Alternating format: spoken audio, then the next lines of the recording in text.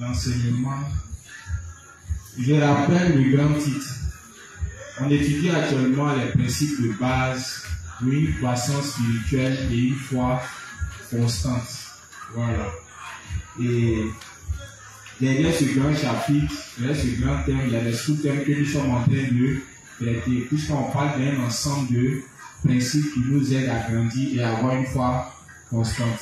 Et parmi ces principes, on a vu ce qu'était l'Église, n'est-ce pas? On a vu aussi qu'il était nécessaire pour nous de nous unir à l'Église, au sein aux serviteurs. On a aussi vu qu'il était nécessaire de s'unir aux serviteurs. On a aussi vu qu'il était important d'identifier le dirigeant pour pouvoir être conduit et ne pas mourir spirituellement. Donc, depuis hier,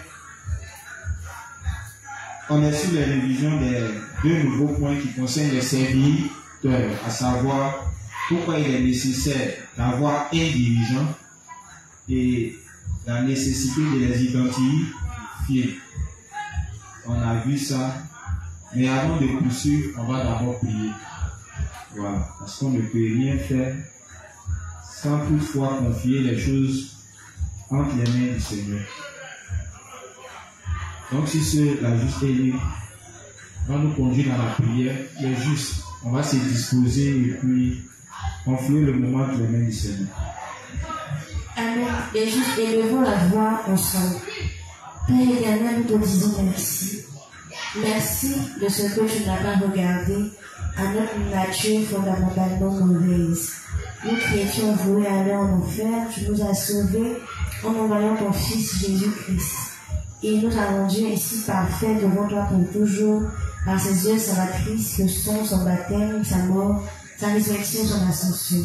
Il nous a rendus justes et sans péché. Il a pris tous nos péchés passés, présents et futurs, et est mort avec notre chair. Nous te remercions pour ta justice, nous croyons fermement en elle, et nous croyons aussi en ta sainte unité, car tu as laissé une partie de toi pour nous éclairer de notre vie de foi, qui est le Saint-Esprit. Seigneur, merci. Merci pour ce temps que tu permets. Merci pour cette communion. Merci pour la présence de tout un chacun. Nous te demandons de presser les pas de ceux qui ne sont pas encore arrivés, de mettre dans le cœur de tout le monde la nécessité d'être unis à l'Église, de conduire ce moment du début jusqu'à la fin et de parler toi-même au travers de ton serviteur pour son édification et pour notre édification. Merci Père Céleste, car nous savons que tu nous as exaucés. Au nom de Jésus-Christ, nous avons tous prié. Amen. Amen. Ok. Ok.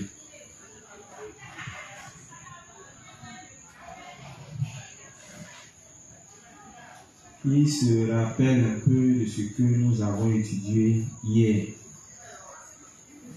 Juste, qui se rappelle un peu de ce que nous avons étudié hier?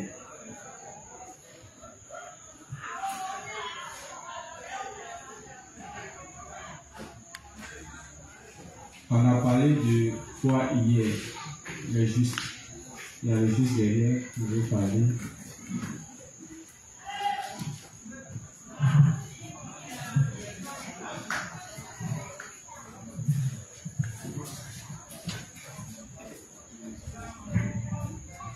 Bonsoir à l'ordre de juste, moi c'est le juste Magiste. Bonsoir le juste Magiste. Hier, le Père a commencé par dire que on reconnaît premièrement un dirigeant sur, enfin le deuxième point c'était identifier le dirigeant pour être conduit et pas mourir spirituellement. C'est ça. Voilà. Maintenant, le pasteur a dit que on reconnaît un dirigeant premièrement sur la base de la parole. Oui, oui. Bon, après ça, il y a eu une polémique sur le sort de Lot. Je cherche à savoir si Lot était mort saint ou bien s'il avait perdu la foi. Le pasteur a donné comme référence le livre 55, la page 227, le paragraphe 3, associé à la page 228, le paragraphe 1, où il est ressorti clairement que Lot, contrairement aux instructions des anges qui devaient aller se réfugier dans les montagnes, aller se cacher dans une ville proche de Sodome. Et puis, une fois le déluge de feu passé, retourner à ce qu'il a abandonné simplement parce qu'il était vraiment attaché au bien matériel.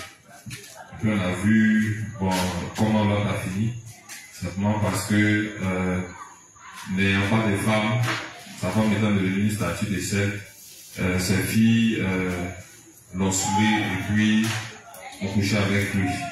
Donc de l'ordre est sorti deux peuples, les Ammonites et puis les Moabites, que Israël a eu à combattre pendant leur marche. Bon, pour en venir au point d'identifier le dirigeant, le premier point, on a dit que ça devait être une personne qui est née de nouveau. Oui. Maintenant, le deuxième point, c'était une personne qui se soumet à la parole de Dieu, donc qui obéit à la parole de Dieu. Le troisième point, on avait dit que c'est une personne qui a une foi inébranlable dans la parole de Dieu, qui n'est pas mélangée à du levain et qui a une connaissance spirituelle. Le quatrième point, on a dit que c'est une personne qui est capable de prévoir ce qui va arriver dans le futur des saints. Voilà, on a parlé par exemple des événements de la fin des temps. Voilà, c'est mentionné dans la Bible et les dénonciers sont ceux-là même qui réussissent à les décoder pour nous, de sorte que ce soit clair dans notre compréhension. Le cinquième point, on dit que c'est une personne qui est capable de discerner le spirituel et du charnel, de pouvoir les dissocier, ce qui est spirituel comme ce qui est charnel, c'est-à-dire ce qui est vrai de ce qui est faux. Maintenant, le sixième point, on a dit que c'est une personne qui est approuvée par Dieu. On a parlé de cas de choses comme ça, la rébellion, qui était piloté par Corydateur en Irak, où Dieu a dit à Moïse d'envoyer à chacun une verge. On a pris comme texte de base Nombre 17, le verset 16 à 27. Et puis on a vu que celui qui était approuvé par Dieu, c'était Aaron, parce que sa verge avait non seulement bourgeonné, produit des fleurs, et puis donné du fruit. Donc le Père a utilisé cette mécanique-là pour dire que quand on identifie le leader, à coup sûr, on va porter du fruit. Maintenant, j'ai remarqué aussi que l'Église pose du doigt les faiblesses, mais ne rejette personne à cause de ces faiblesses-là. Voilà. Donc quand l'Église pointe du doigt tes faiblesses, c'est pour que toi-même tu t'examines et que tu demandes à Dieu pour pouvoir renoncer à toi. Maintenant, le dernier point que j'ai noté, c'est une personne qui se soumet à ce qu'elle nous donne comme enseignement et instruction. Voilà. Maintenant, c'est un peu quoi tout. Voilà. Ok, merci. Une personne encore, et puis on va continuer. Une personne. Le justement qui était là hier. Je parle de toi. Tu étais là. Ah, donc faut nous dire ce que tu as retenu hier, ce qu'on a dit. Et tu partages tout le micro. Donc il faut parler de rien. Oui, on a dit quoi hier? On a d'abord parlé de quoi?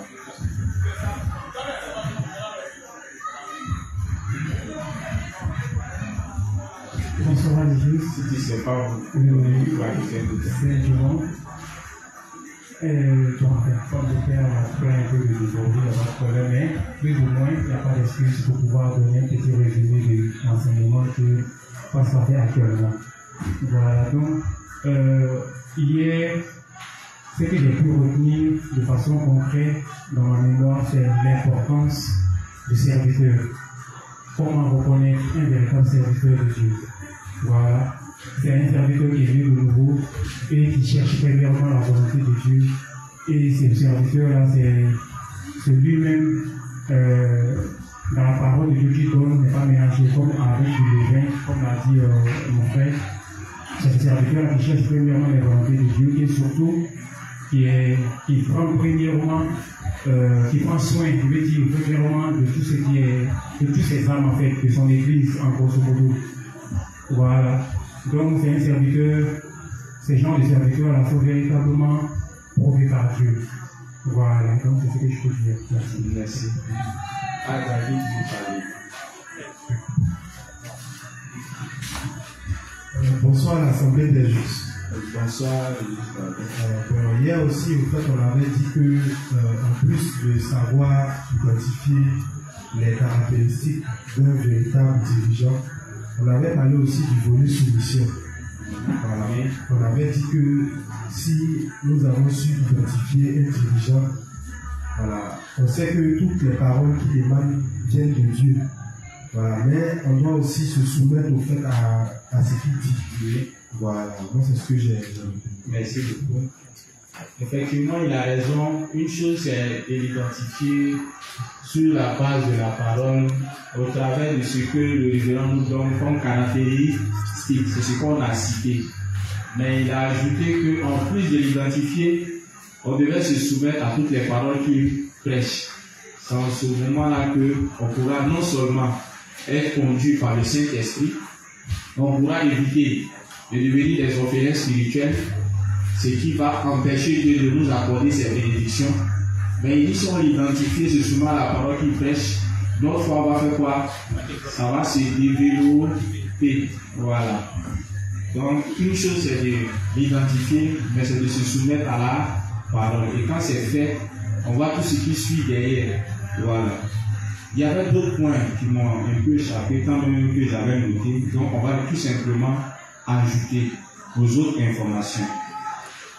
Amen. Voilà. Donc, en plus du fait que Dieu l'approuve, on l'a expliqué, hein. Voilà.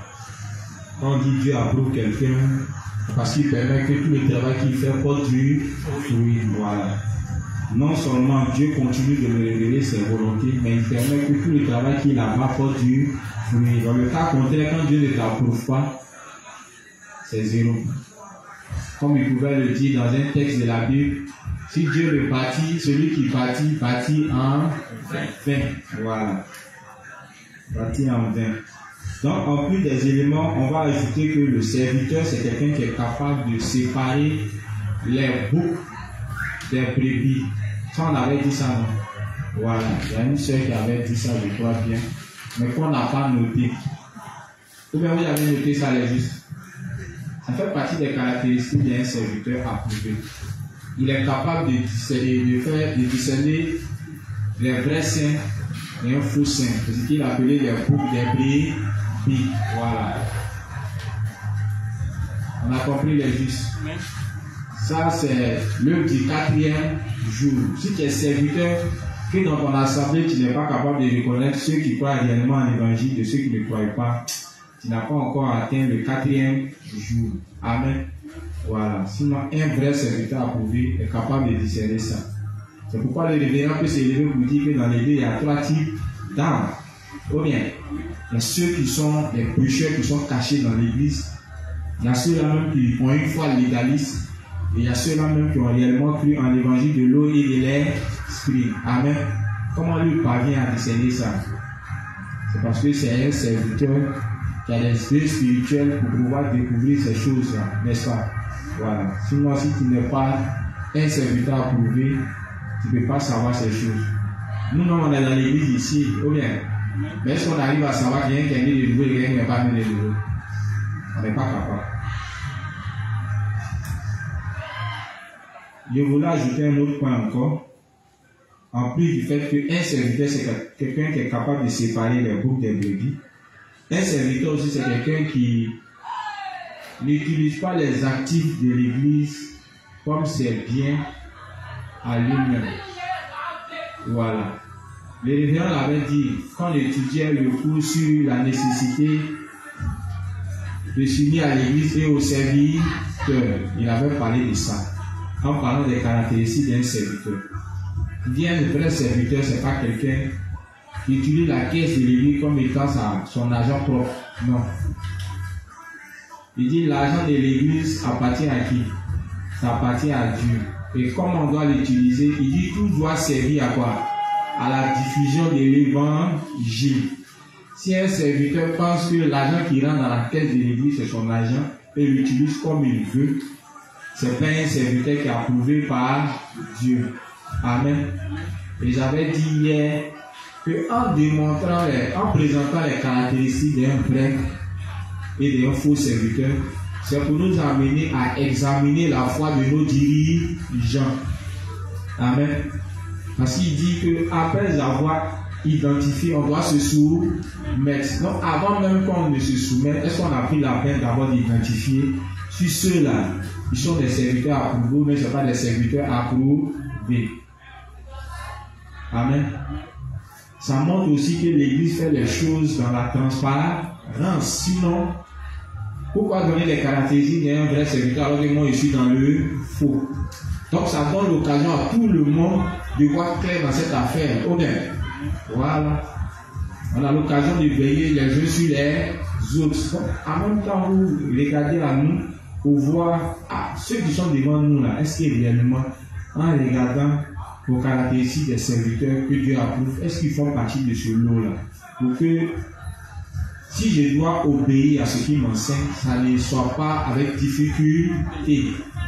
On se comprend, non? Et que ça soit fait avec foi. Amen. Donc, c'est les deux éléments que j'ai voulu ajouter. On dit que ça fait partie des fondements de notre foi. Identifier les serviteurs pour ne pas mourir et puis mener notre vie de foi correctement. Aujourd'hui, on va aborder un nouveau point. On a compris qu'il est nécessaire d'avoir un dirigeant. On a expliqué le pourquoi, n'est-ce pas? On a vu aussi qu'après avoir compris qu'il est nécessaire, on doit d'abord les identifier. Parce que il y a les serviteurs de la justice, il y a aussi les serviteurs du monde. En tant que quelqu'un est de nouveau fraîchement, il ne sait pas faire la différence. Lui, pour lui, aussi longtemps que quelqu'un vient au nom de Dieu, c'est un serviteur. Amen. On doit apprendre à identifier les vrais des faux. Et même dans la justice, vous allez comprendre qu'il y a aussi des faux serviteurs. On se comprend, non? Dans la justice, il y a aussi des faux serviteurs parce que les gens voient la fin de la justice comme un moyen de pouvoir atteindre leur objectif charnel ou bien un moyen de s'enrichir. Donc quand tu viens leur prêcher l'évangile, surtout les anciens pasteurs légalistes là, tu vois qu'ils acceptent facilement, mais dans la marche là, tu vois qu'il y a des intentions malsaines qui sont cachées. On se comprend, non? Donc pendant qu'on serait, ils seront à notre tête, ils seront en train de nous diriger, on doit faire attention à ces personnes-là, pour ne pas être entraînés aussi, voilà, hors de la justice. Parce qu'on dit, je crois bien c'est le livre 23 qui dit, notre avenir spirituel dépend de qui on apprend, n'est-ce pas? En prenant le cas de Roboam et Jéroboam, parce que tous ceux qui ont appris de Jéroboam, c'est de là qu'est sorti qui? Tous les hérétiques. Donc celui de qui on apprend, c'est très important. Ou bien, il y a lieu pour nous d'examiner sa foi pour ne pas plus tard devenir hérétique. On se comprend, non? Donc il y a tous ces éléments-là qui sont inclus là-dedans. Voilà pourquoi il est important pour nous de savoir les identifier avant même de nous soumettre à toutes les paroles qu'il enseigne. Donc aujourd'hui, on va parler de croire aux serviteurs. Puisqu'on reconnaît maintenant qu'ils sont approuvés, on va parler maintenant de croire en ces serviteurs. Comment croire aux serviteurs? Et qu'est-ce que cela implique? Ça va nous donner l'occasion à chacun de voir si réellement on croit aux serviteurs qu'on a identifiés. Est-ce qu'on croit réellement ou bien c'est un faux semblant? Voilà. Et il ne s'agit pas de dire dans la bouche, non, je crois, mais dans la pratique, on voit que c'est quelque chose d'autre. Donc chacun va s'examiner à la lumière de chaque principe que le révérend va nous donner pour voir. Quand il dit, ou bien quand je dis je crois, est-ce que réellement je crois? Parce qu'il va donner les caractéristiques de ceux qui croient réellement au serviteur. Amen. Il ne faudrait pas qu'on se blague nous-mêmes. On comprend, on est juste. Il ne faudrait pas qu'on se blague nous-mêmes. Donc rapidement, on va aborder le point.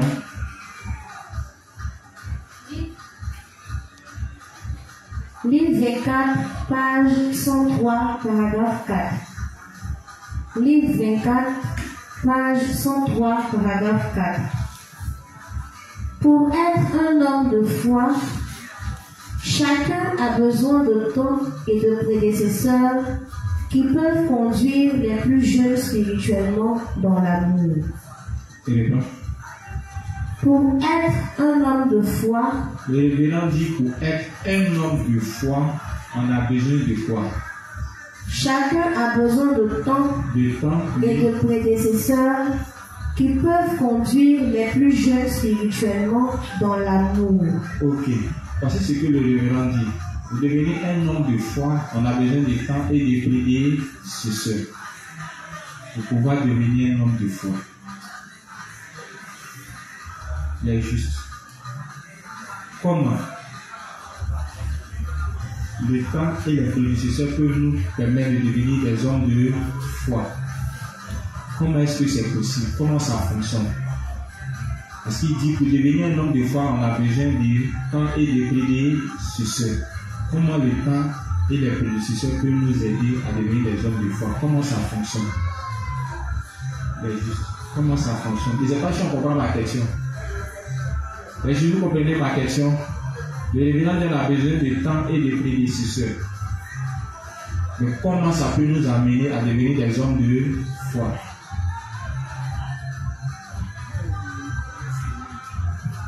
C'est simple et juste.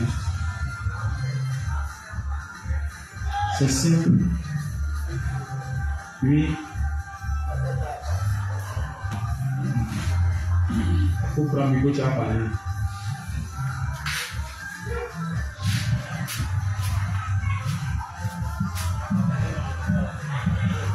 Bon, pour continuer, je dirais que c'est mettre un temps à part. Je rappelle le titre. On dit croire au serviteur. Ça va. On a identifié, on a compris pourquoi il est nécessaire d'avoir un serviteur. On parle maintenant de croire au serviteur.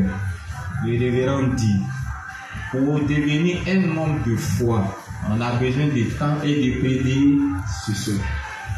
Je demande, comment le temps et les prédécesseurs peuvent nous aider à devenir des hommes de foi?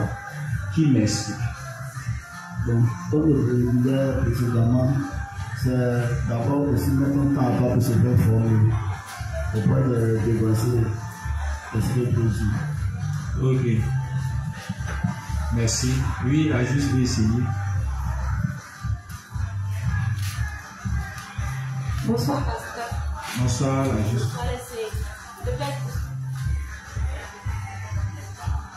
Le Père, ce que je comprends par le temps et les prédécesseurs, je comprends que le révérend me dit par là qu'on n'apprend pas tout d'un coup. Et donc, dans l'église, c'est au fur et à mesure qu'on va apprendre à devenir des hommes de foi, c'est au fur et à mesure qu'on va apprendre à devenir des femmes et des hommes selon Dieu. Et au fur et à mesure qu'on aura des expériences avec Dieu, on va apprendre à vraiment marcher avec Dieu. Et avec ces expériences qu'on aura, aussi les serviteurs, avec le temps qu'on va passer auprès des serviteurs, ils vont nous apprendre à marcher selon les désirs de l'esprit, à vraiment compter sur Dieu réellement. Donc c'est ce que je comprends. Merci, la juste. Merci. Le juste, tu veux parler? Ou bien la couper ta route? C'est la couper ta route, merci. Tu dis c'est bon? Ok. Merci, la juste. Pour devenir un homme de foi, on a besoin de temps et de prédécesseurs. C'est simple. Je peux avoir un prédécesseur, mais ne pas devenir un homme de foi. Qu'est-ce qui peut être le problème? C'est ce que je ne crois pas. Ou bien, on dit de croire au serviteur. Aussi longtemps que je crois en tout ce qu'il dit et que je me soumets, ça fait de moi quoi? Un homme de foi. Je ne sais pas si c'est comprendre. Ça fait de moi un homme de foi. Ce qui fait de nous aujourd'hui des hommes de foi, c'est parce qu'on a fait quoi?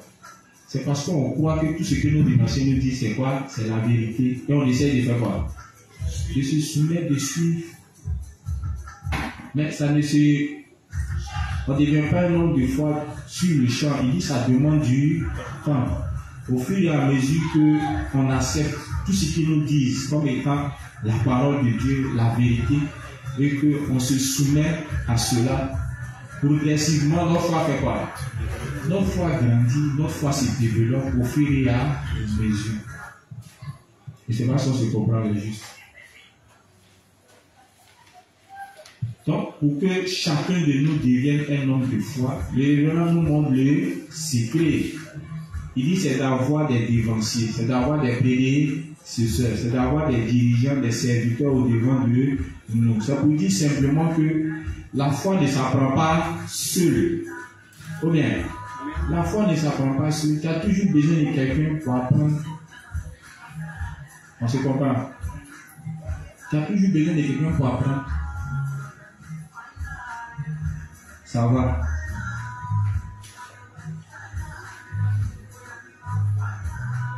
Prenons Jean. Jean 6, verset 29. Vous allez comprendre. Jean 6, verset 29. Jean 6, le verset 29. Jésus leur répondit, l'œuvre de Dieu, c'est que vous croyiez en celui qui l'a envoyé. Oui. Donc je reprends. Jésus leur répondit, l'œuvre de Dieu, c'est que vous croyiez en celui qu'il a envoyé. Ok, arrête-toi là. Va au verset 38. Donc l'œuvre de Dieu, c'est quoi? En celui qu'il a, c'est qui il a envoyé? Il a envoyé qui? Que vous connaissez? Il a envoyé qui? Il a envoyé qui? Il a envoyé Jésus. Il a envoyé les prophètes. Il a envoyé les apôtres. Il a envoyé aussi les serviteurs dans ces derniers temps, comme le révérend, comme nos prédécesseurs. On se comprend, non? C'est la volonté de Dieu que nous croyons en eux. On se comprend. Mais pourquoi il nous demande de croire en eux? Au verset 38, il va expliquer. Jésus dit encore, car je suis descendu du ciel pour faire non ma volonté, non pas ma volonté, mais la volonté de celui qui m'a envoyé. Donc, les prédécesseurs là, qui les a envoyés? C'est Dieu, non? Mais ils sont là pourquoi? Est-ce que c'est pour accomplir leur volonté? Ils accomplissent la volonté de qui? De Dieu, non? Donc aussi longtemps que il nous donne une direction, en le suivant, on suit qui?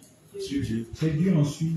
Donc ça fait de nous des hommes de foi. Ou bien, donc ce que Dieu attend de nous, c'est de croire en nous, c'est tout. Quand le révérend expliquait le fait que Jésus dit la volonté de Dieu, c'est de croire en ceux qu'il a envoyés, il a expliqué, je crois bien dans le livre 20, en disant que nous devons faire confiance en tous les serviteurs qu'il a envoyés. Il a pris le cas de Jean-Baptiste, il a pris le cas des apôtres, il a pris le cas de Jésus lui-même, et il a pris le cas comment on appelle, des serviteurs qu'il a envoyés dans ces derniers temps. Mais en parlant de cela, il dit que croire aux serviteurs, ce n'est pas croire en leur apparence physique. Voilà. Il faut croire aux paroles qu'il enseigne comme étant la parole de Dieu. Parce que les paroles qu'il transmettent, ce ne sont pas leurs propres paroles. Je ne sais pas ce que Jésus a dit. Est-ce que Jésus est venu donner sa propre parole? Il est venu donner la parole de qui? Il est venu donner la parole du Père. Amen. C'est pareil pour les prédécesseurs. En croyant en eux, on ne doit pas regarder à leur apparence physique. Et si c'est le côté physique là, ils ne sont pas dignes de confiance. Hier on a vu, non, avec le cas de Noé, avec le cas de qui encore? Abraham. Abraham dans Romains 4, Dieu a cassé son capot. Ou bien, et si Abraham veut se glorifier, il dit c'est devant nous. Mais devant Dieu, il ne peut pas ouvrir la bouche. Et s'il a été déclaré juste, c'est grâce à quoi? À sa foi et non à ses œuvres. Et le grand en poursuivant, il dit lui-même là, il n'est pas digne. Quand il s'agit de la bouffe, c'est là sa véritable nature se révèle. Donc quand il dit aux gens de croire en lui, en fait ce n'est pas de croire en sa personne physique, mais de croire aux paroles qu'il enseigne Parce que ce qu'il enseigne, ce n'est pas ses propres paroles, c'est la parole de qui? C'est la parole de Dieu. Donc aussi longtemps qu'on croit en lui à cause des paroles qu'il enseigne et qu'on se soumet, cela fait de nous des hommes de foi. On se comprend les justes. D'où vient la nécessité de croire au serviteur. C'est compris? Ok. On va poursuivre. Liste 56, page 274, paragraphe 1. Lecture. Et puisque leur foi était trop infantile, il les a aussi exhortés à faire confiance à la direction des dirigeants dans l'Église, ceux qui savent ce que dit la parole de Dieu. Donc, ceux dont la foi est immature doivent imiter les prédécesseurs dans la foi et apprendre à vivre vraiment leur foi dans la vie quotidienne. C'est alors seulement qu'ils peuvent réellement grandir et avoir une foi correctement mature. Et puisque leur foi était trop infantile, il parlait des chrétiens de Corinthe qui se disputaient entre eux. Moi je suis de Paul, moi je suis d'Apollos. Voilà. Donc c'est le problème là, Paul était en train de régler en disant, mais qui est Paul, qui est Apollos? Tous, ce sont des serviteurs. Que ce soit Paul ou Apollos, on doit les considérer tous comme étant des serviteurs en qui nous devons faire confiance. Amen. Voilà, oui. Et puisque leur foi était trop infantile, oui, il les a aussi exhortés à faire confiance à la direction des dirigeants dans l'Église. Ok. Donc, ce que Paul a demandé aux chrétiens de Corinthe, c'était de faire quoi? De faire confiance, de croire en tous les serviteurs que Dieu avait établis en ce temps-là. Que ce soit Paul, que ce soit Apollos, il les exhortait à tous croire en eux parce que ce sont des serviteurs, pas de parti pris. On a compris les justes. Voilà. Continue.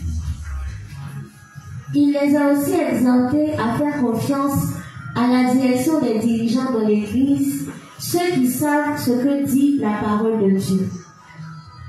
Donc, ceux dont la foi est immature doivent imiter leurs prédécesseurs dans la foi et apprendre à vivre vraiment leur foi dans la vie quotidienne. En plus de dire qu'ils doivent faire confiance aux dirigeants, en plus de dire qu'ils doivent croire aux dirigeants que Dieu a établis, il demande d'ajouter à cette foi quoi?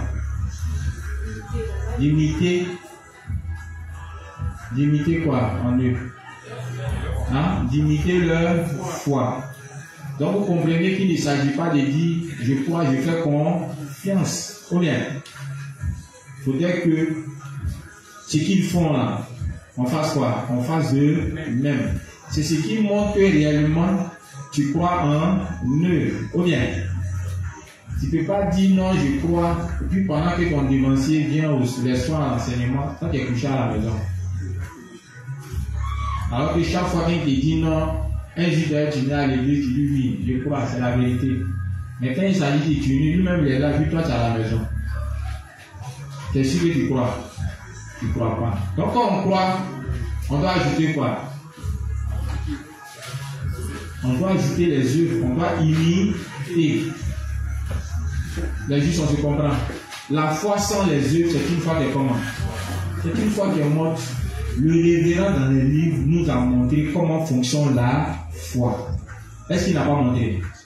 Il a montré, nos prédécesseurs ont lu, ils ont cru. Mais est-ce qu'ils n'ont pas imité le révérend? Quand le révérend nous dit de nous soigner avec du naturel, est-ce que nos prédécesseurs, y compris nous-mêmes, on n'essaie pas d'imiter ça? Quand le révérend nous dit en matière de l'art d'évangéliser, voici comment on doit évangéliser, est-ce qu'on n'imite pas ça? C'est ce qui montre réellement que nous croyons en ce qu'il dit. C'est ce qui montre qu'on le fait confiance. Tout ce que l'Église fait, c'est en imitation de la foi du révérend, c'est copier-coller. Amen. C'est pareil même avec les zones qui sont sous la coupole de l'Église mère. On essaie d'imiter la manière de faire de l'Église. C'est ce qui montre qu'on croit, on suit. Amen. Et en même temps, ça interpelle aussi ceux-là même qui sont les serviteurs. Parce que le révérend dit, une chose c'est que les saints croient. Mais puisqu'ils sont censés imiter, on doit faire très attention. Ils sont comme les enfants. Tout ce qu'ils voient les parents faire, ils font quoi? Ils font des mêmes. Donc si tu es dirigeant, que tu as pour habitude d'aller t'asseoir dans le maquis avec les saints, il ne faudrait pas que tu sois étonné que le saint copie ça. Ou bien, si tu as l'habitude de te retrouver peut-être chez les prostituées avec les plus petits, ou bien parler des sujets qui n'ont pas d'importance, c'est ce qu'ils vont imiter en fait. Amen. Parce que c'est ce que les principes les demandent de faire copier. Voilà pourquoi le révérend, quand il veut boire sa bière, il fait quoi? Il est dans sa maison, il regarde la bouche, il regarde à droite, il l'ouvre, il prend une bière rapidement et puis il met. Parce qu'il sait que si un saint a vu le révérend boire une bière, c'est gâté. Déjà même là, les péchés ont déjà un son. Jésus a transformé l'eau en vin. Donc on peut faire quoi? Jésus a transformé l'eau en vin, c'est que c'est autorisé, c'est pas interdit. Mais Jésus là, il ne passait pas son temps à s'enivrer de vin.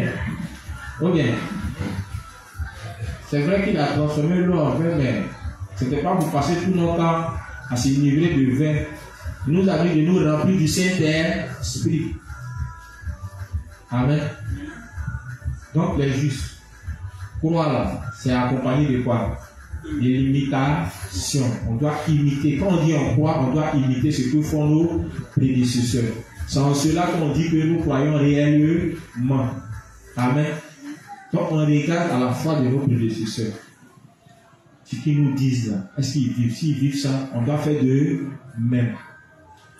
On va prendre quelques passages de la Bible. Prends Hébreux 13, verset 7. Vous allez comprendre. Hébreux 13, le verset 7. Souvenez-vous de vos conducteurs qui vous ont annoncé la parole de Dieu. Oui. Considérez quelle a été la fin de leur vie. Il dit de se souvenir de nos prédécesseurs qui nous ont enseigné la parole et puis de considérer quelle était quoi? Leur vie. Oui. Et imiter leur foi. On nous demande de faire quoi? De les imiter. Si on ne croit pas en eux, est-ce qu'on peut les imiter? Donc une chose c'est de croire, mais une deuxième chose c'est de faire quoi? C'est d'imiter. C'est ce qui montre que réellement on croit en eux. Ou bien, c'est parce qu'on estime que leur manière de vivre là, c'est selon Dieu. Voilà pourquoi on fait quoi? On imite. Et tu ne peux pas dire je crois, et puis toi tu vis autrement. Il n'a rien à voir avec la vie qu'ont menée les prédécesseurs. La vie de foi c'est ça. Même le révérend dans ce qu'il fait, c'est la foi des apôtres qu'il essaie d'imiter. On a compris les justes. Lui, il prend un autre texte, 1 Corinthiens 3, verset 1 à 11. 1 Corinthiens 3, verset 1 à 11. Ça c'était pour parler de Paul et Apollos. On va prendre 1 Corinthiens 4, verset 16. 1 Corinthiens 4, le verset 16. Je suis en train de prendre ces passages pour montrer qu'en plus de croire aux prédécesseurs, ce qui va montrer réellement que nous croyons en Dieu, c'est le fait qu'on imite leur foi. On imite leur exemple de vie de foi dans notre vie quotidienne. Parce que c'est ce que le révérend dit, n'est-ce pas? Il dit c'est de faire confiance aux dirigeants spirituels, ceux qui connaissent bien la parole, mais il conseille aux plus petits aussi de faire quoi? D'imiter leur foi. On a compris? Donc une chose c'est de croire, mais une chose c'est d'imiter, parce que nous croyons que ce qu'ils vivent, c'est la réelle parole de Dieu, c'est la vie de foi que Dieu nous concède. Oui. 1 Corinthiens 4, 16. Je vous en conjure donc, soyez mes imitateurs. Ok. Paul exhorte au sein de Corinthe d'être ses imitateurs. Amen. Oui. 1 Corinthiens 11, verset 1. 1 Corinthiens 11, verset 1. Pour ce qui concerne les dons spirituels, je ne veux pas, frère, que vous soyez dans l'ignorance. 1 Corinthiens 11, 1. Ah non. 1 Corinthiens 11, le verset 1.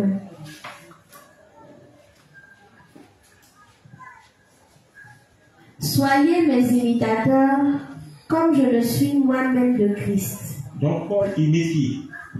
Le Christ. Voilà pourquoi il demande aussi au sein des croyants de faire quoi?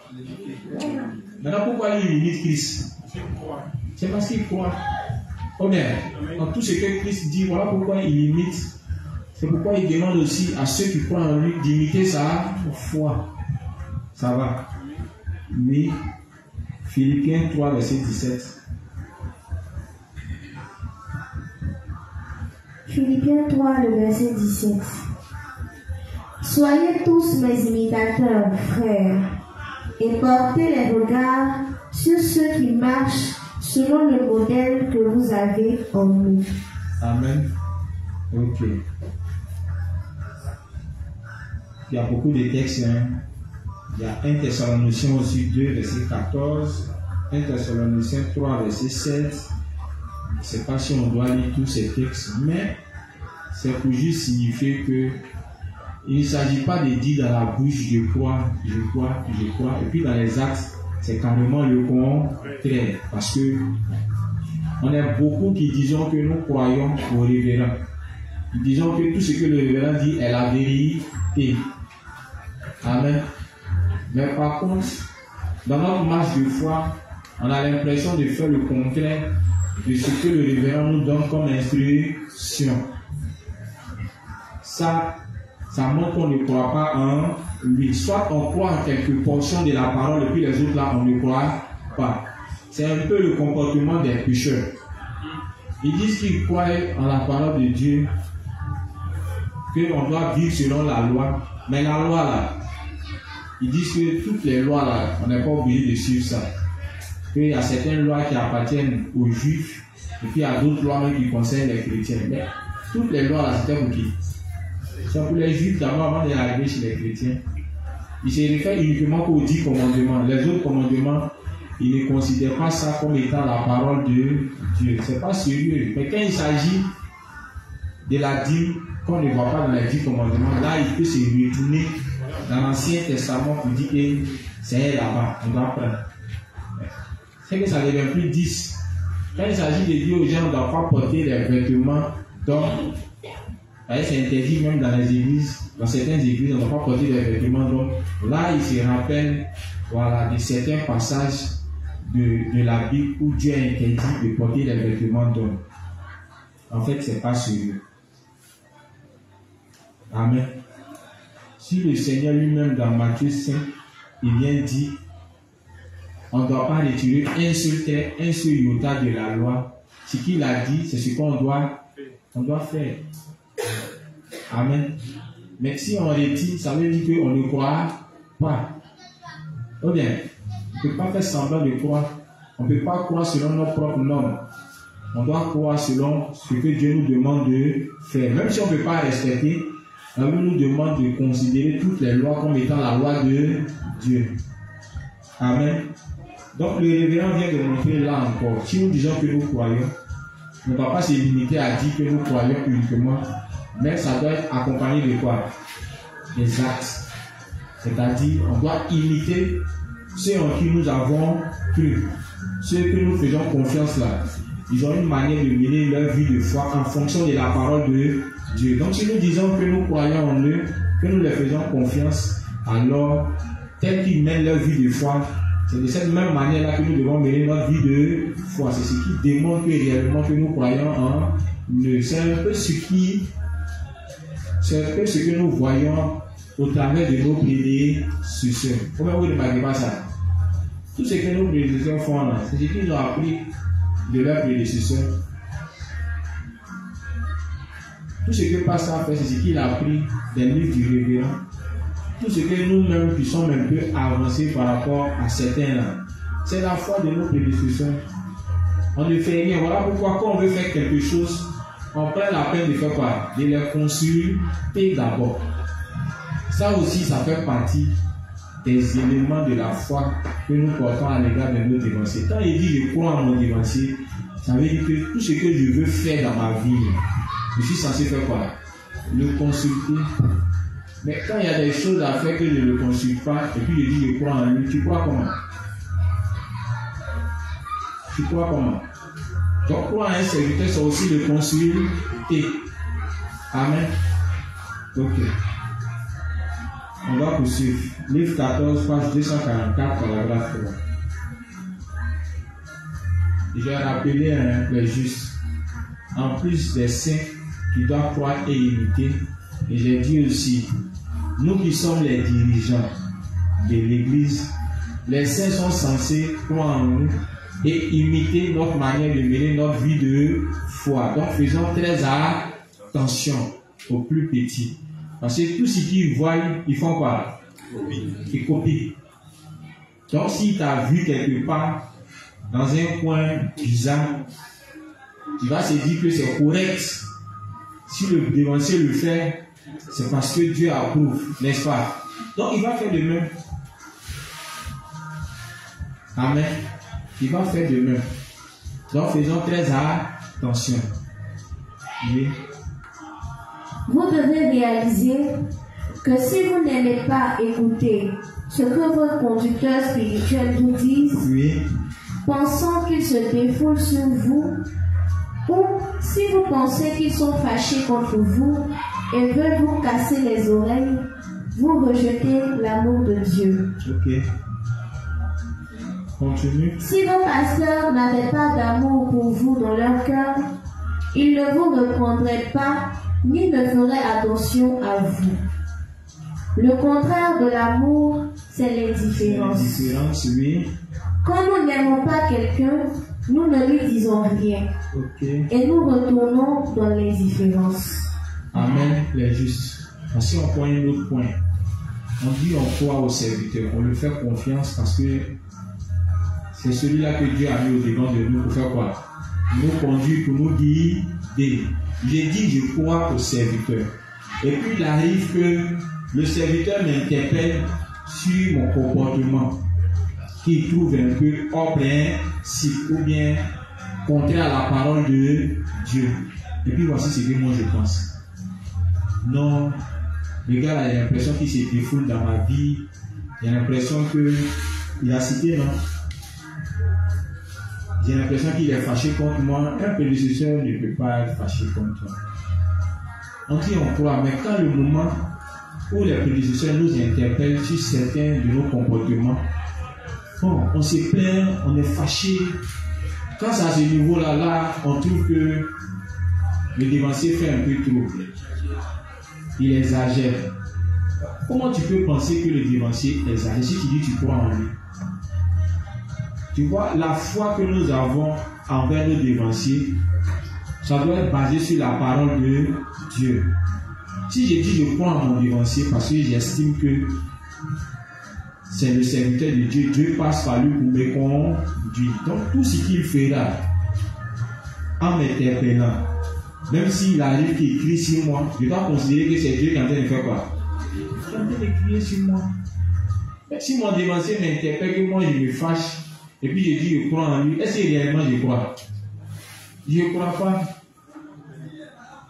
Je ne sais pas si je comprends les justes. Je ne crois pas. Si j'estime que mon dévancier c'est un homme de Dieu, que je crois en lui, que tout ce qu'il dit est vrai, ça veut dire que même quand il me fait des reproches sur un certain nombre de comportements que j'adopte, je dois me dire que c'est Dieu qui est en train de m'interpeller au travers de lui. Je ne dois pas me plaindre. Mais si je me plains, ça montre que je ne crois pas. Je ne crois pas en lui. On a compris les justes. C'est pour montrer si nous croyons ou même si nous ne croyons pas. J'ai dit que ces principes-là sont là pour nous permettre de nous examiner. Amen. S'il y a eu des fois où nos dévanciers nous ont repris, s'il y a eu des fois où nos dévanciers nous ont interpellés, quand on s'est fâché, ou on a pris ça en mal, ou bien on a pensé autre chose d'eux, cela montre qu'on ne croit pas en eux. Parce que si on dit on croit en eux, on doit croire que tout ce qu'ils font, tout ce qu'ils disent, ça vient de qui? Ça vient de Dieu. On a compris les justes. On a bien compris. Donc si un dévancier t'interpelle, si un dévancier te reprend, si un dévancier attire ton attention sur un fait qu'il estime être contraire à la parole de Dieu, tu dois toujours le faire confiance. Tu dois croire que ce qu'il est en train de dire, il ne le dit pas parce qu'il a envie de te prendre la tête, ou bien il a envie de t'être empêché de faire le rideau, même parce qu'il est fâché contre toi. Non.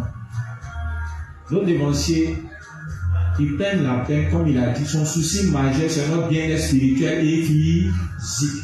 Donc quand il voit quelque chose qui est contraire à la parole de Dieu, c'est son rôle de faire quoi? Voilà pourquoi le révérend dit, pendant que nos dévanciers seront en train de nous interpeller, si on se plaint et qu'on rejette cela, c'est comme si on est en train de rejeter quoi? On est en train de rejeter Dieu. Amen. C'est qu'on est en train de rejeter Dieu. On sait tout ce qu'il est, tout ce qu'il fait, tout ce qu'il dit, c'est poussé par le Saint-Esprit.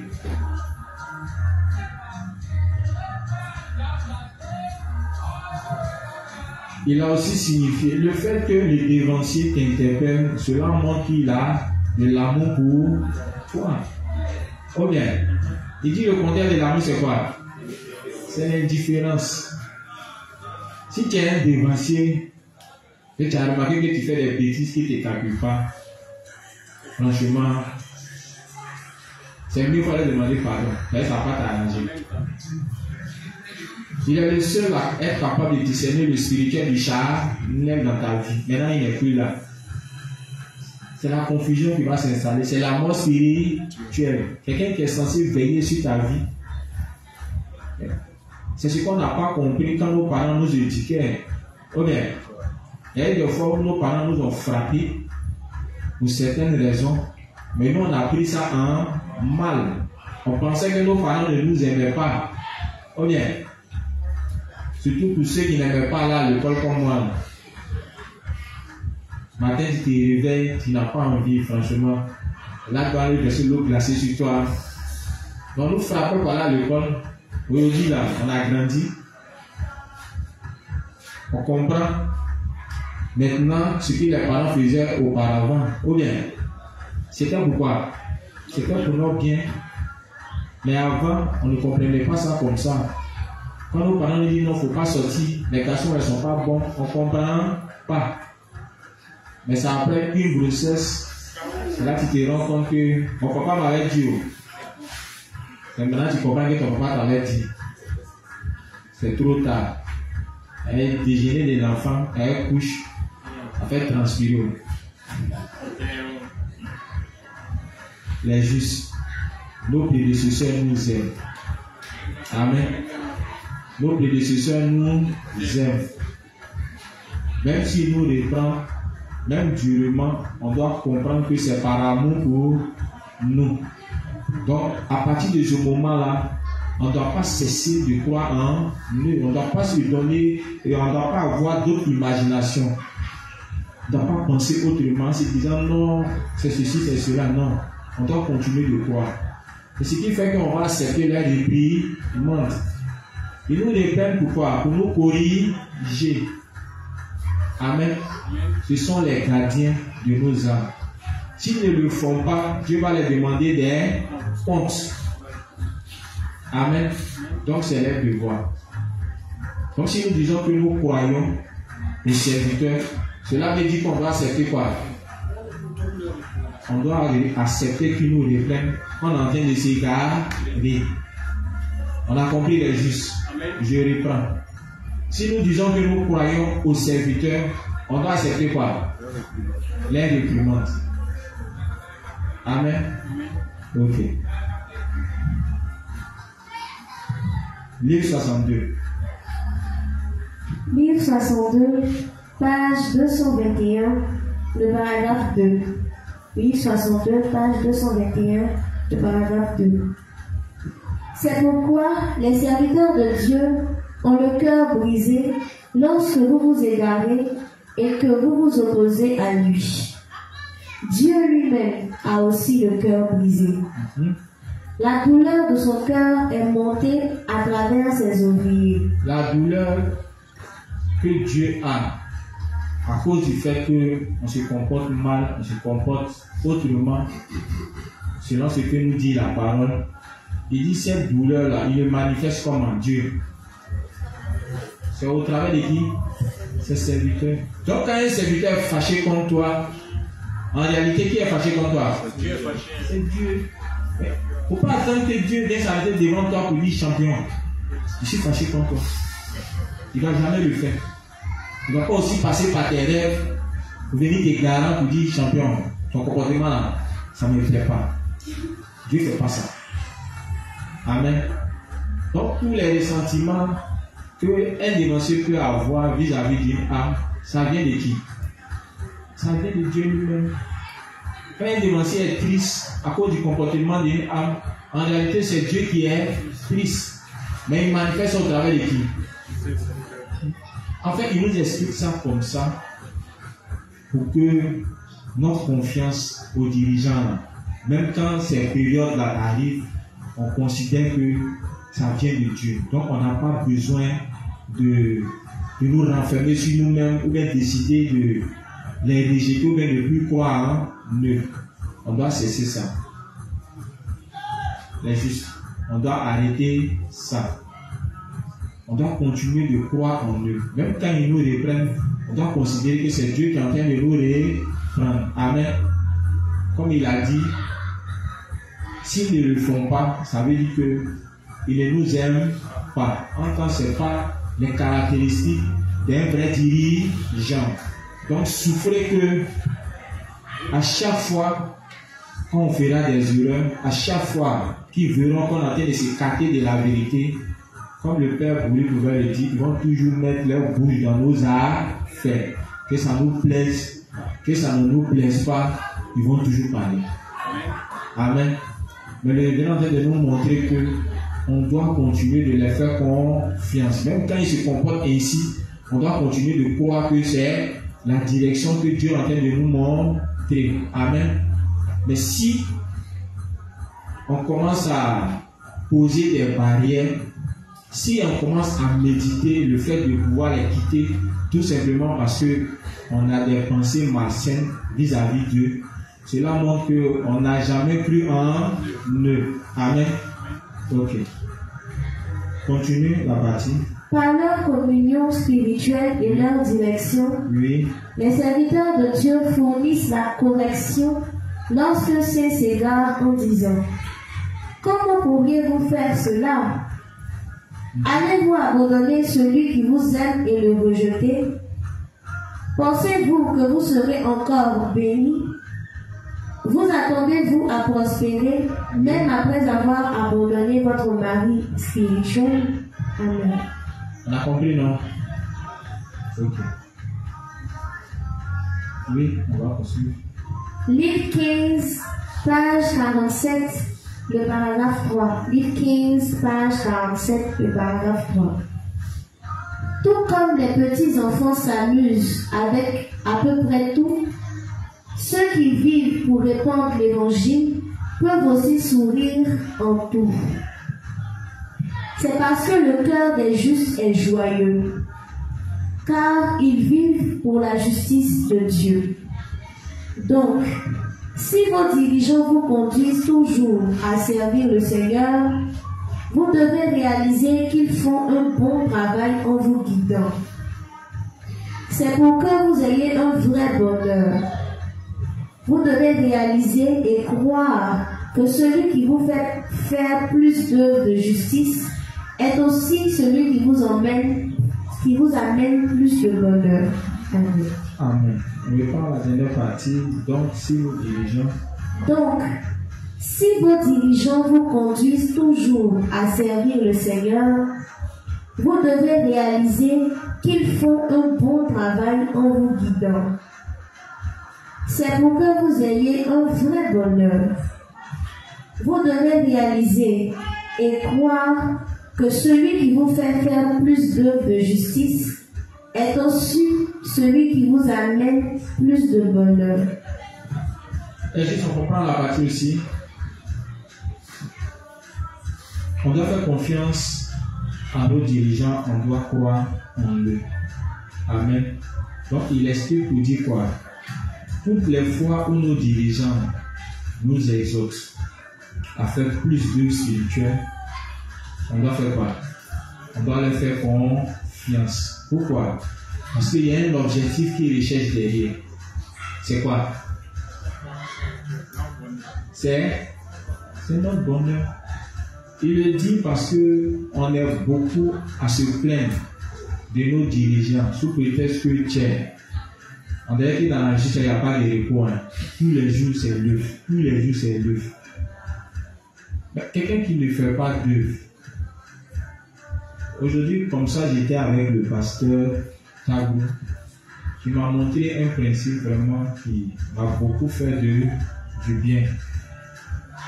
Le principe disait comme ça que un saint qui prêche l'évangile au quotidien, Dieu compte tous ses besoins basiques d'abord.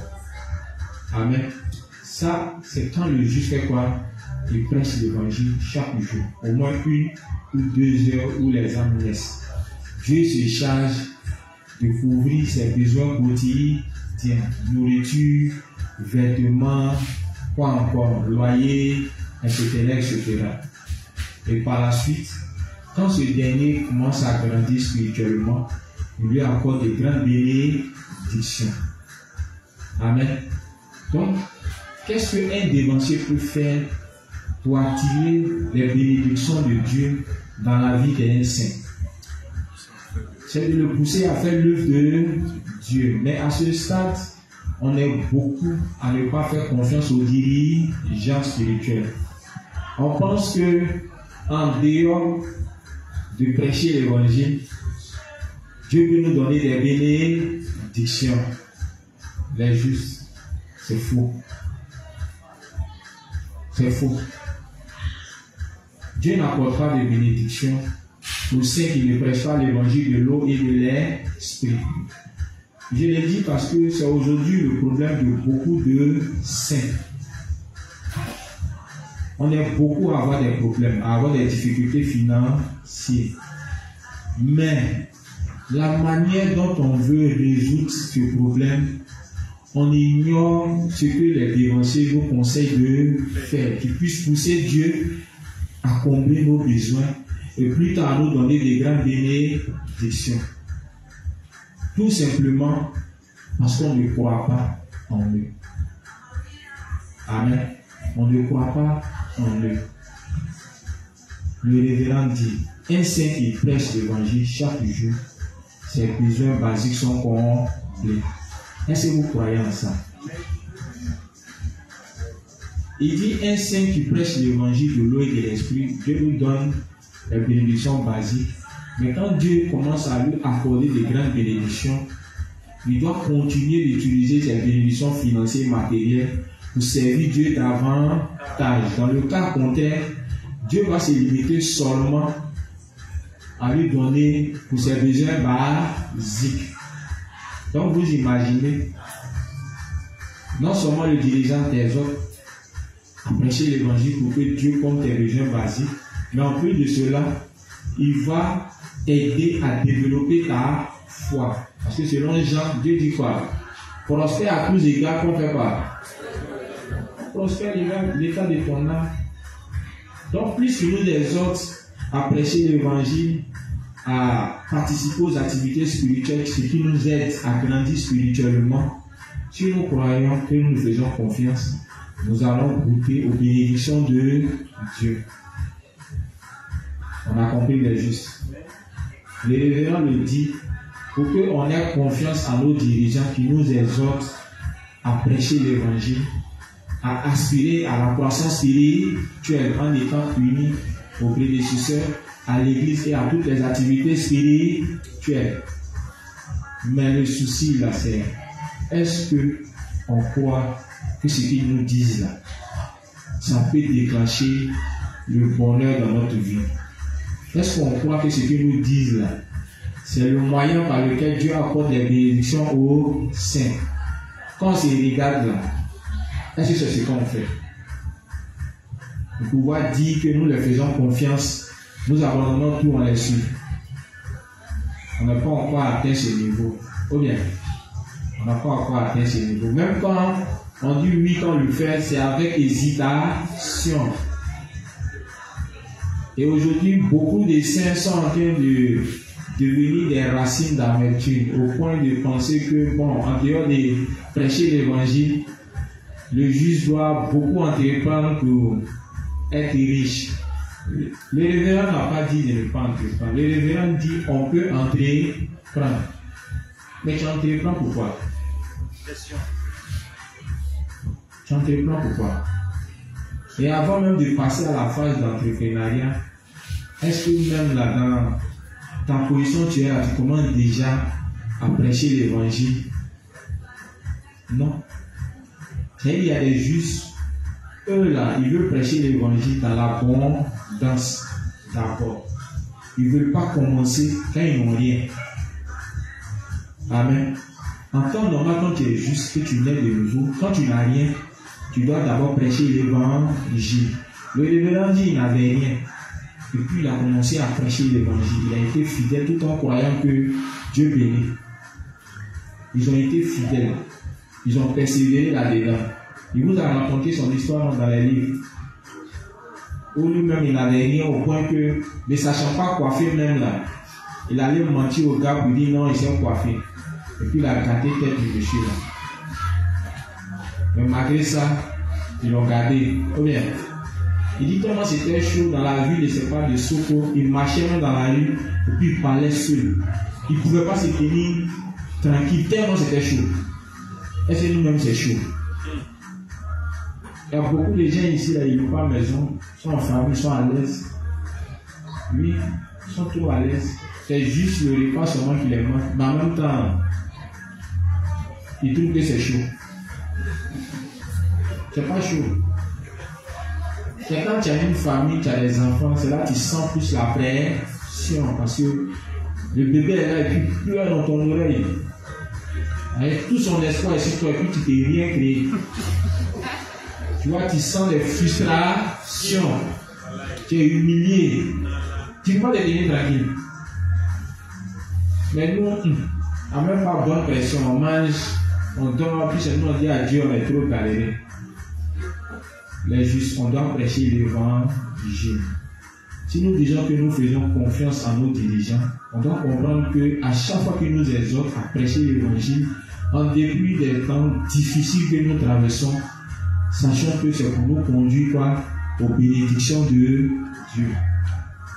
Amen. Mais si on ne le fait pas, on ne suit pas les directions, on n'accepte pas les instructions, comme il est dit, on ne fait pas ce qu'il nous demande de faire qui peut attirer les bénédictions de Dieu dans notre vie, ça montre déjà qu'on ne croit pas en eux. Oh bien, et parlant de ça, en examinant chacun nos vies là, est-ce que chaque jour qui passe, nous prêchons l'évangile? Aujourd'hui là, qui a prêché l'évangile?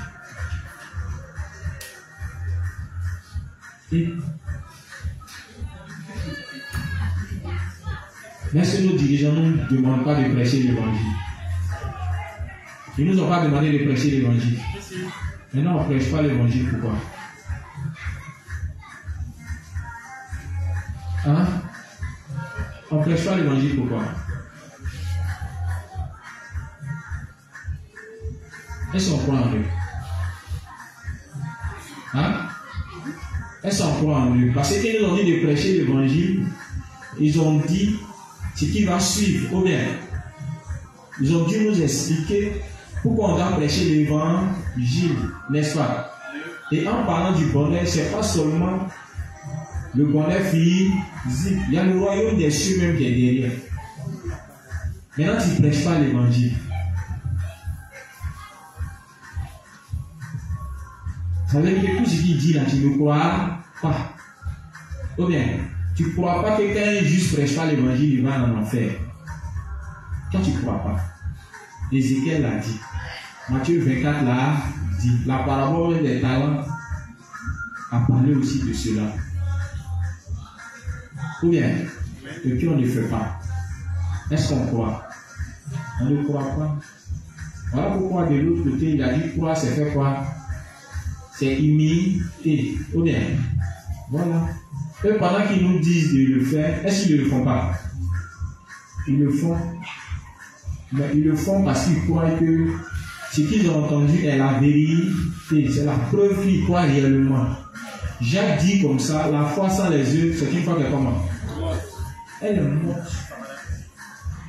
Tu ne peux pas dire je crois et puis tu n'accompagnes pas ça d'action.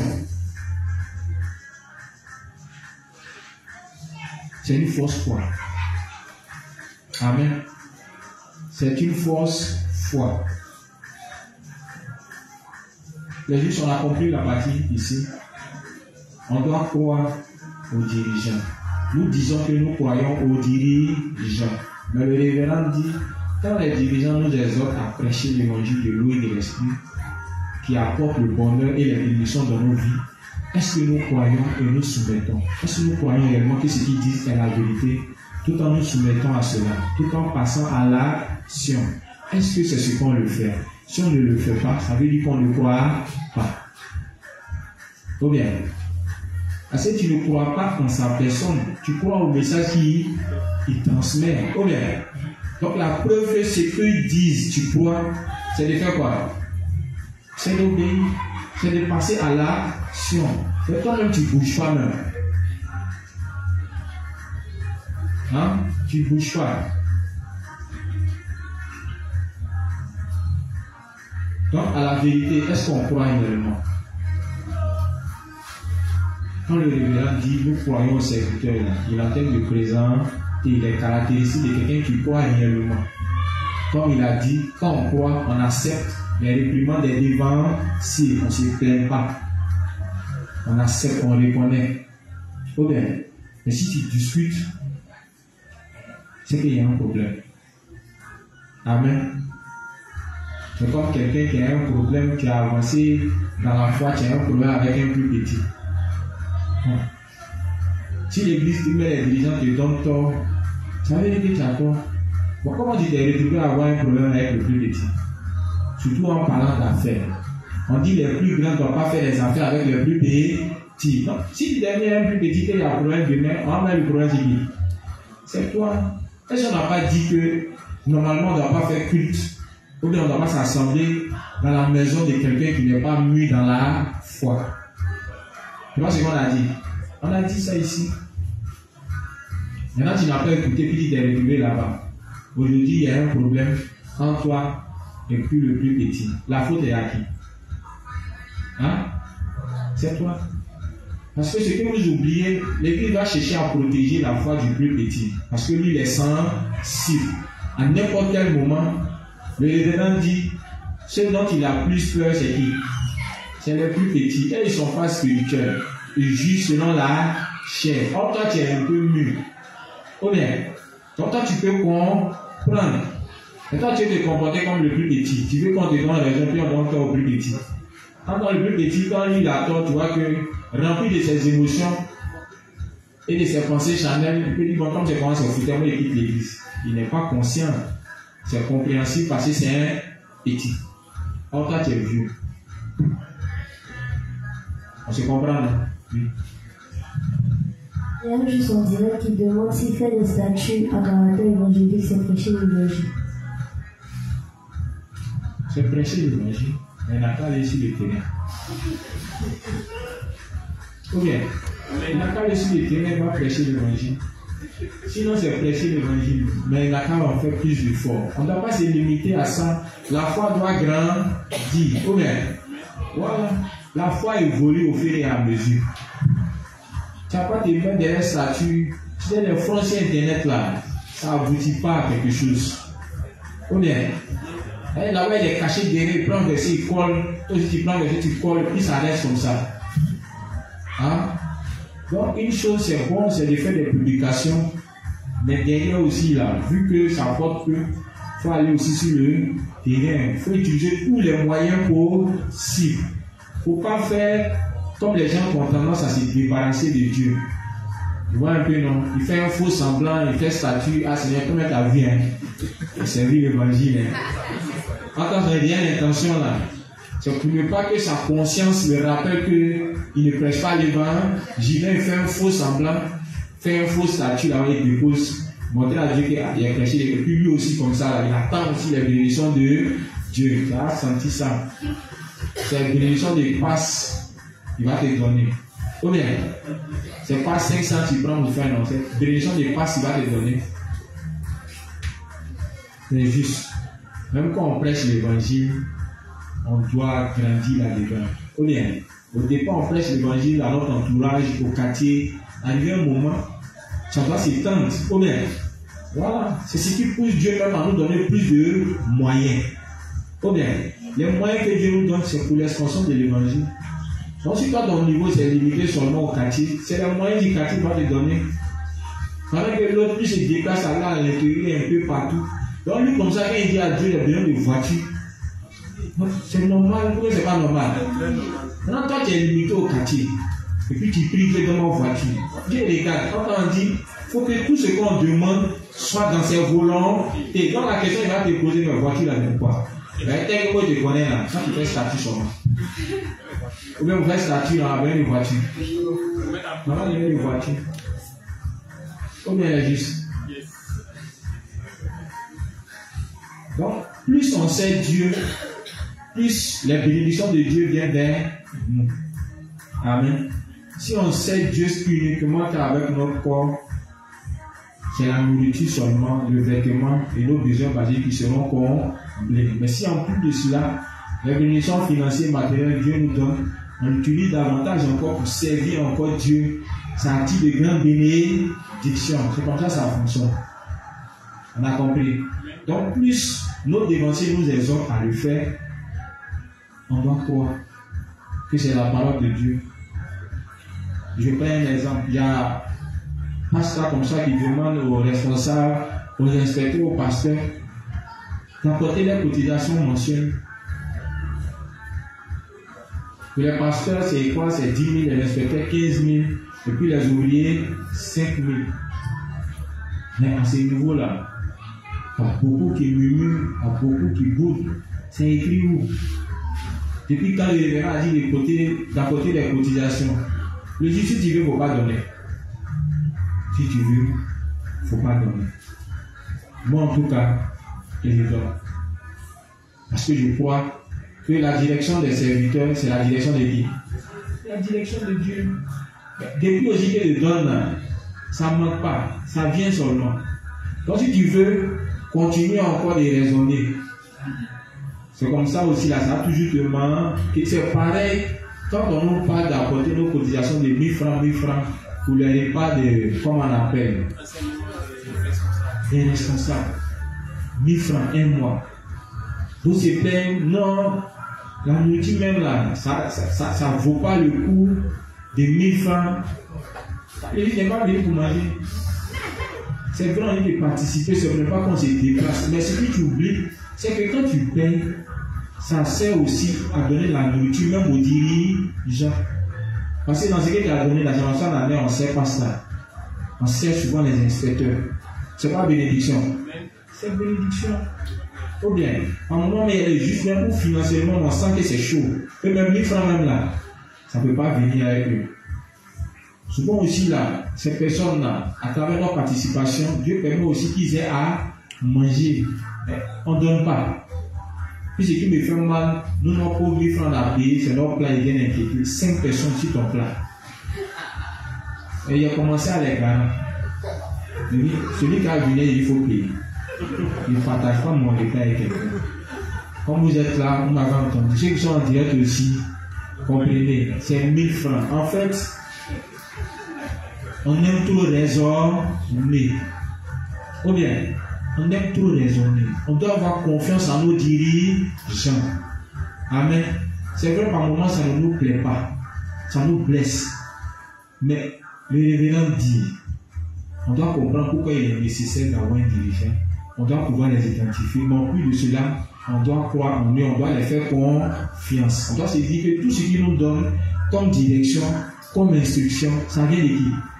Ça vient de Dieu. Donc, même quand ça me fait mal, je dois m'examiner pour dire, mais attends, pourquoi ça me fait mal?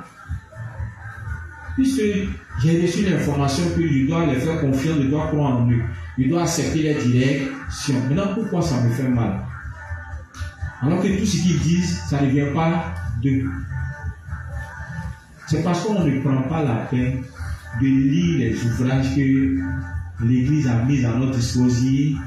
Sinon, pour celui qui a lu le cours sur l'économie, il va comprendre que même les cotisations, le révérend imposait ça aussi. Est-ce que vous savez ça? C'est le problème. Les documents sont là, on ne prend pas la peine de jeter un coup d'œil. Lisons. On va comprendre beaucoup de choses. Et quand on ne les lit pas, quand nos dénonciers nous disent de faire, bon, on doit comprendre que nous-mêmes, on est petits, donc on n'a même pas besoin de raisonner. Ou bien, parce qu'ils lisent à notre place ce qu'ils veulent nous donner. Donc, si là, on doit encore faire obstacle, c'est qu'il y a un problème. Et ça montre qu'on ne croit pas en eux. Amen. Or, pourtant, le révérend dit, le fondement aussi de la foi, là, le fait de croire au serviteur, c'est un détail. Parce que quelqu'un qui ne croit pas, il a dit, il ne peut pas devenir un homme de foi. Amen. Celui qui ne croit pas, même les bénédictions de Dieu, il ne peut pas goûter. Il ne peut même pas être conduit par Dieu. Ce n'est pas possible. Vous imaginez Jésus en train de dire à ses disciples, aux noces de Cana, on dit le vin a manqué. Et puis Jésus regarde ses disciples dans leurs yeux. Et puis il dit, remplissez surpluche d'eau. Servez, allez donner ça à qui? Hein? Aux invités. Souvent, la gente me plonger dans l'histoire pour voir un peu quelle était la mentalité, quelle était la disposition de leur cœur. Imaginez que pas ça est en face de nous. Et puis tout comme Jésus, il y a une manif à côté, et puis il nous dit les justes, 6 pluches, remplissez tout, servez, allez donner ça. Ça va se transformer en pain. Qui va bouger ici? Il n'y a pas un. Ou bien c'est faux? Il n'y a pas un. En fait, je le dis pour qu'on comprenne. On voit un peu la foi des apôtres, la confiance qu'ils avaient en qui? En les dévancés de Jésus. Il faut les respecter, hein, les apôtres là. Il faut les respecter. Ils ont obéi. Ils ont rempli les surpluches. Et puis ils ont plusieurs sont allés donner. Effectivement, le miracle c'est opéré. Mais à partir de quoi le miracle a pu s'opérer? Ils ont fait confiance. Ils ont cru. S'ils ne croyaient pas, ils allaient puiser. Ah, ils allaient trop discuter. Ah, mais Jésus, qu'est-ce que ça? Toi aussi. Vous laissez les gars, viens fini. Ça fait coûter, créer quoi? Tu vois, même Marie avait confiance aussi en Christ. Ou bien, parce que quand Christ lui a dit, mon Père a dit, faites tout ce qu'il vous dira. Faites tout. Elle a prié sa cœur rapidement. On n'a pas discuté. Amen. Et c'est ce que les apôtres ont imité. Donc si on ne fait pas confiance, si on ne croit pas à nos dirigeants, c'est quel miracle de Dieu on attend dans nos vies? C'est quel miracle? Il n'y aura pas de miracle. Amen. Il n'y aura pas de miracle. Donc vous comprenez que ça fait partie des fondements de la foi du juste. Croire et faire confiance aux dirigeants, c'est ce qui permet à Dieu de travailler. Imaginez Moïse qui est face à la mer, les Égyptiens sont derrière, ils sont devenus en pardon, les expressions, ils sont devenus en flèche. Voilà, tout à lui, aidez-moi. Et puis on est face à la mer, les gens sont en transe. Oui, tu nous as vendu. Oui, c'est parti aujourd'hui. Tu vois, ils oublient que avant d'arriver devant l'obstacle qui était la mer, Moïse a manifesté beaucoup de miracles. Ou bien, il y a eu combien de miracles?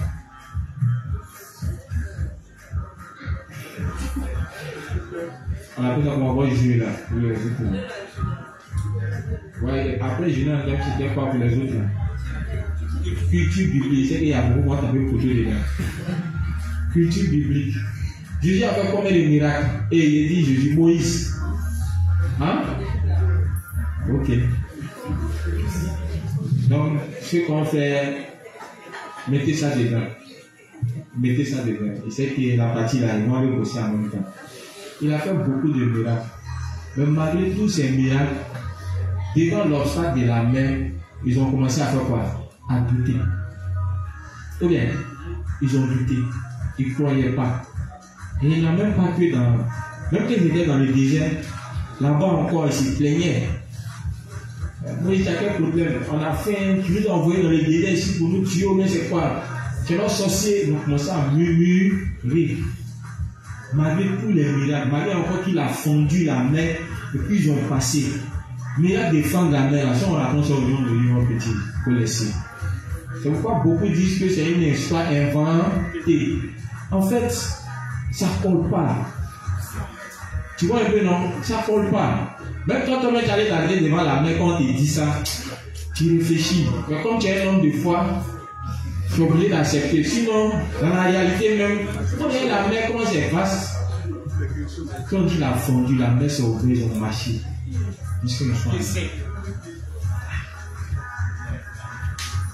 Malgré tout ça, ils ont continué de faire quoi? De douter. Ou bien, mais vous remarquez qu'à chaque fois qu'ils ont cessé d'avoir confiance, à chaque fois qu'ils ont cessé de croire, ils ont rencontré des difficultés. Ou bien, ils ont rencontré des difficultés. Et c'est cette confiance-là même que Jésus a toujours voulu transmettre à qui? Aux apôtres. Voilà pourquoi il permettait des situations pour voir est-ce qu'ils avaient confiance réellement en lui et en tout ce qu'il enseigne. Mais on est ce que nous sommes. Ou bien, devant les situations compliquées, la foi finit toujours par faire quoi? Voilà, par être secouée. Donc l'Église veut s'assurer qu'à ce niveau, notre foi soit bien bâtie.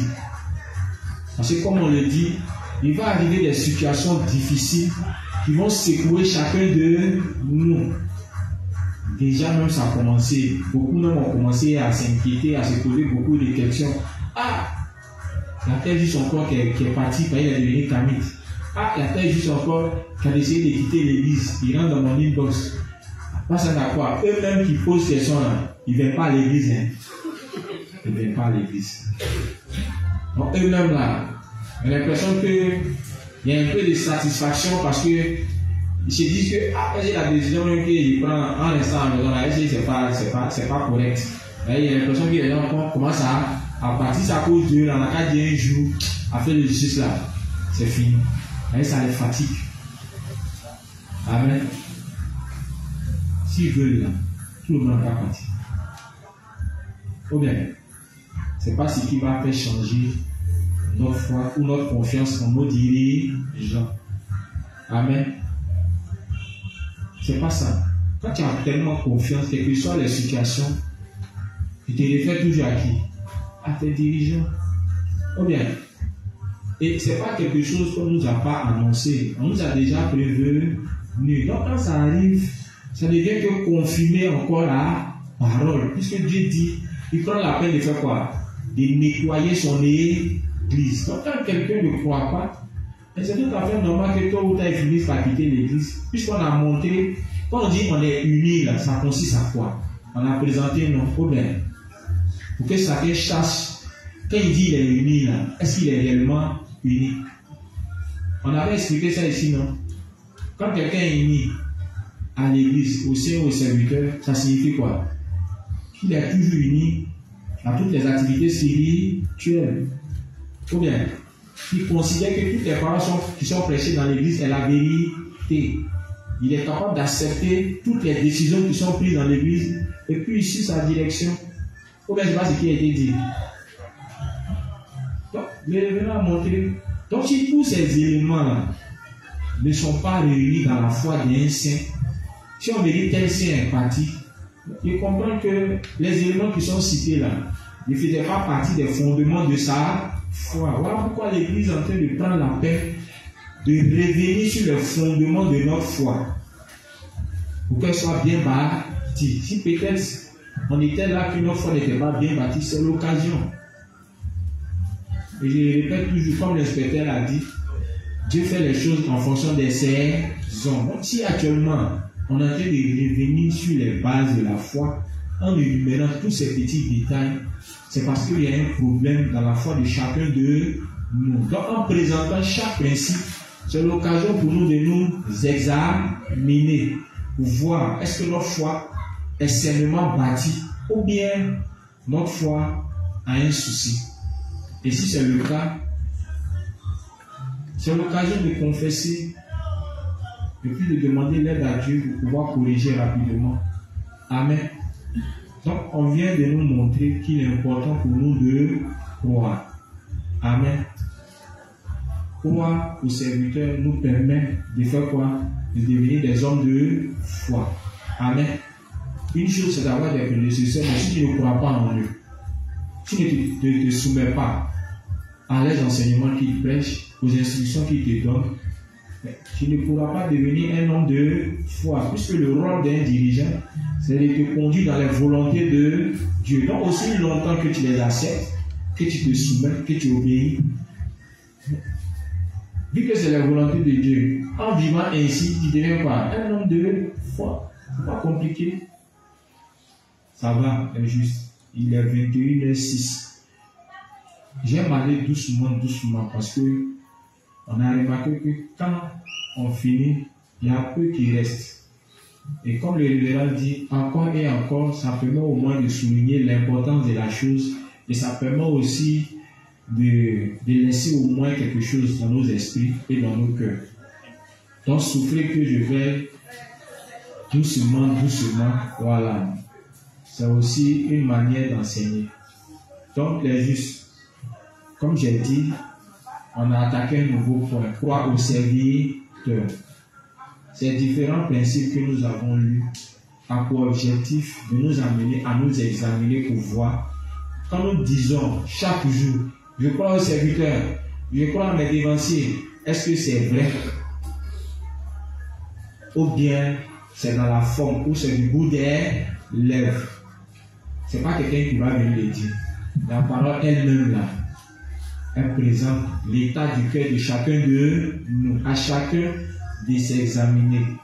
Personne ne viendra faire procès de son camarade, puisque tout le monde est concerné. Donc à chacun de s'examiner pour voir. Quand je dis je crois au serviteur, est-ce que je crois réellement? Au point que quand il me demande de faire plus d'œuvres qui vont amener les bénédictions dans ma vie, est-ce que j'accepte? Est-ce que je me soumets? Si tel est le cas, ça veut dire que je crois réellement. Mais si en dépit de leurs conseils, de leurs exhortations, de leurs orientations, à me motiver à faire l'œuvre de Dieu, que je ne fais rien, si je dis que je crois en eux, je viens en train de dire quoi? C'est faux. Hein? C'est faux. On a compris les justes. C'est faux. Si je dis que je crois à mon dévancier, si je dis que je crois à mes prédécesseurs, et qu'il arrive que mes prédécesseurs m'interpellent sur un fait qu'ils estiment être contraire à la parole et au principe que Dieu a établi, et que je me plains, que je les boude, ça veut dire que je ne les fais pas confiance, je ne crois pas en eux. Amen. Puisqu'un serviteur ne fait pas ce qu'il veut. Amen.